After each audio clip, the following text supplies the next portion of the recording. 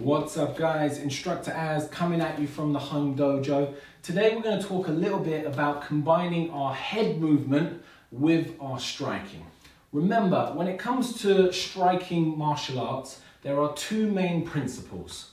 Hit your opponent and don't allow your opponent to hit you. If you can do those two things, you become invincible, you become the unbeatable force. Hit your opponent and don't allow your opponent to hit you. The problem is the majority of us tend to focus on the hitting the opponent part, which is great. As Mike Tyson said, everyone has a plan until they get hit in the face. So it's a very good idea for us to practice our attacking technique and to refine that. But it's also really important that we actively practice our defenses. Our defenses, for me anyway, are our guard and our ability to block techniques, our footwork, so our ability to move our entire body away from the target, forward, backwards, and creating angles. And finally, our head movement or our upper body movement. So slipping off to the sides, leaning back to avoid a shot, rolling underneath punches to avoid being hit. Today, we're going to focus a little bit on that head movement, okay? And this is what we're going to look at. So let's say that our technique is a jab, yeah, lead arm jab.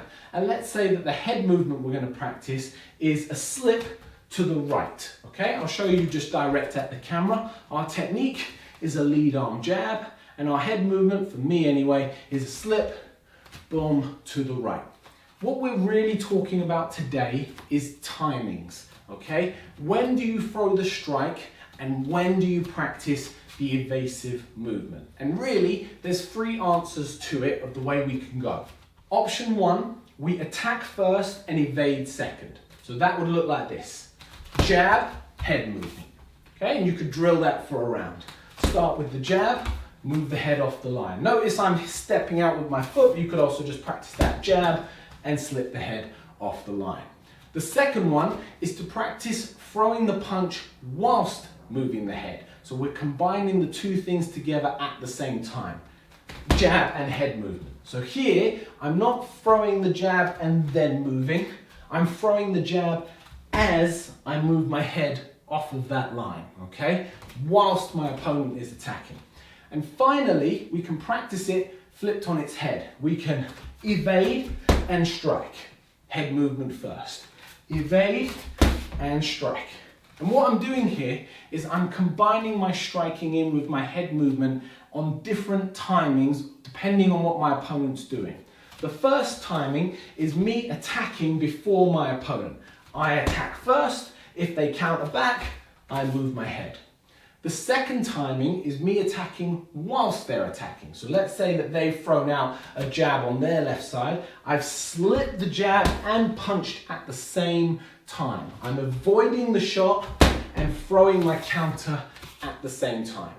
And then the third timing is I'm allowing them to attack, boom, and then I'm resetting and then throwing my shot, okay?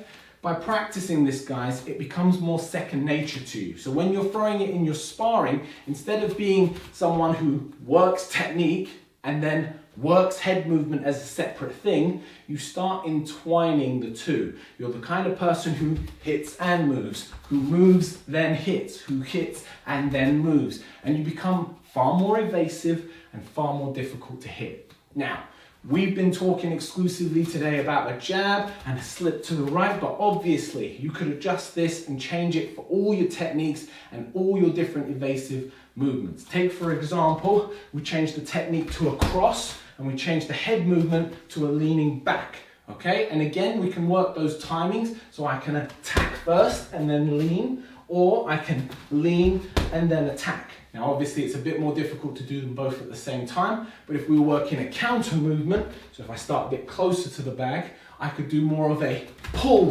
and attack, working it as my opponent comes in, boom, come through and strike.